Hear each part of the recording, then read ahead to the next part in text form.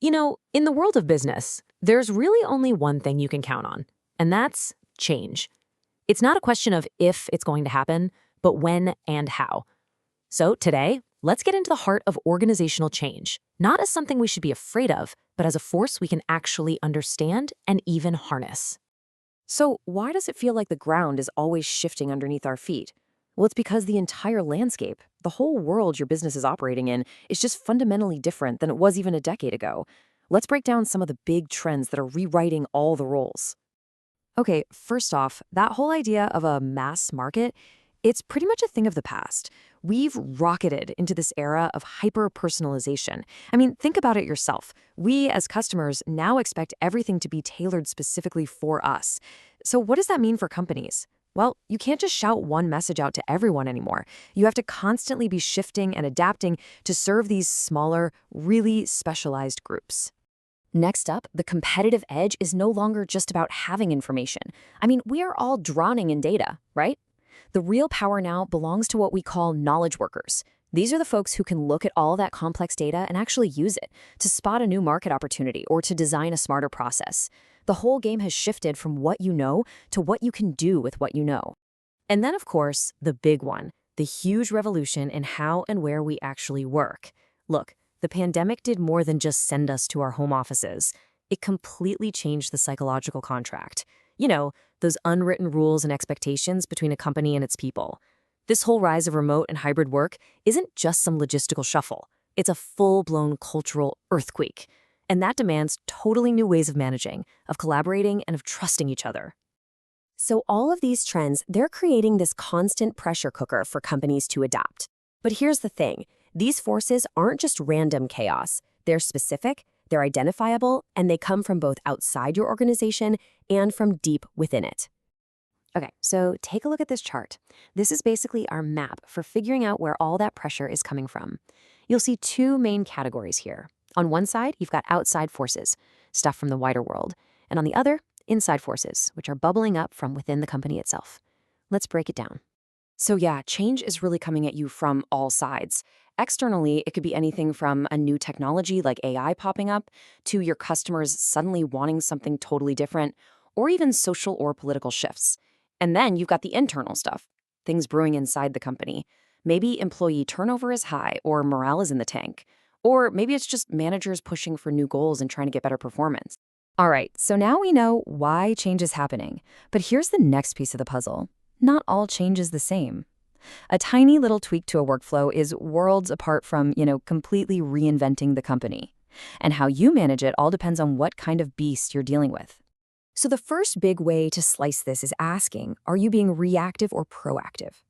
Reactive change is basically putting out fires. It's making a change because you have to, in response to a problem.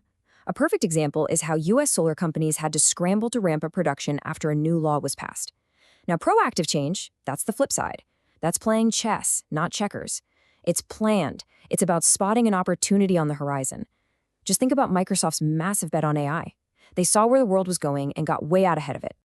Okay, another way to look at change is by, how scary it is. Let's call it the threat level. Down at the least threatening level, you've got adaptive change. This is stuff you've basically seen before, a practice that's familiar. Then you step it up a notch to innovative change. This is something new for your company, but maybe others in the industry are already doing it. And then at the very top, you have the big one, radically innovative change. This is brand new, not just for you, but for your entire industry. It's super risky for sure, but man, this is where you can totally disrupt the market. Okay, so we've got all these forces, all these different types of change. It can feel like a hurricane, right? So how on earth do you actually manage it all without getting swept away? Well, the good news is there's a really simple but incredibly powerful classic framework that gives us a clear roadmap. Yeah, this quote right here, it just nails what it means to be a manager today. Your job isn't to build a dam to stop the river of change. It's to build a really good boat and help your team navigate it. And to do that right, you need a reliable game plan. And this is that game plan. This is Kurt Lewin's classic three-stage model. It is so simple, but it is so effective. It's like a three-step dance: unfreezing, changing, and refreezing. First, you have to melt the old habits and attitudes. Then, you introduce the new way of doing things. And finally, You lock it in place so it becomes the new normal. Let's see how it works in the real world. All right, let's start with stage 1, unfreezing. This is all about creating the motivation, getting people ready for something new. And we've got a great real-world example here with a company called Diligent Robotics. They built this amazing robot, Moxie, to help out in hospitals. But you can imagine the nurses were skeptical. They were worried this robot was going to take their jobs. So Diligent had to unfreeze that mindset. They had to convince the nurses that Moxie wasn't a replacement, it was a helper, there to do the tedious stuff so they could focus on patients. Okay, so once people's minds are open, you move into the changing stage. This is the how-to part. This is where you actually give people the new info, the new tools, the training they need to succeed. Diligent Robotics didn't just drop Moxie off at the hospital door and say, good luck. No, they provided tons of support, and they made the system so easy to use that a nurse could learn it in about 15 minutes. And that part, the support, is absolutely crucial. You can't just hand someone a new tool and walk away. And that brings us to the final and maybe most important step, refreeze. You have to make sure the change actually sticks. You do this with reinforcement, with coaching, with celebrating the small wins. With the Moxie robot, the refreeze was a success when the nurses themselves became the biggest fans.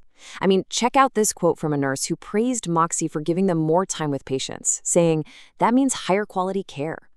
When you hear your own team talking like that, you know you've nailed it. The change isn't just a memo anymore. It's the new reality. So look, getting good at managing change, using a model like Lewin's, it's not just about, surviving the next crisis. The real prize, the ultimate reason you go through all this trouble, is to build a company that can do one thing over and over and over again. Innovate. But innovation can be a fuzzy word, right? It's not some magic lightning strike. This chart actually breaks it down really nicely. You can think about it on 2 levels. It can be a change to your product or a change to your process. And it can either be an improvement on what you already have or a launch into a totally new direction. So making the next iPhone a little bit better, that's a product improvement. But inventing the driverless car in the first place, that's a whole new direction. And make no mistake, the stakes here are incredibly high. This legendary quote from Clayton Christensen says it all. The dilemma is this crazy paradox where the things that make a company great right now, listing to your best customers, focusing on what's profitable, those are the very same things that can blind you to the next big thing that disrupts your entire industry. It's a real threat.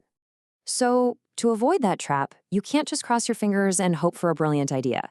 You have to be intentional. You have to build a system for innovation.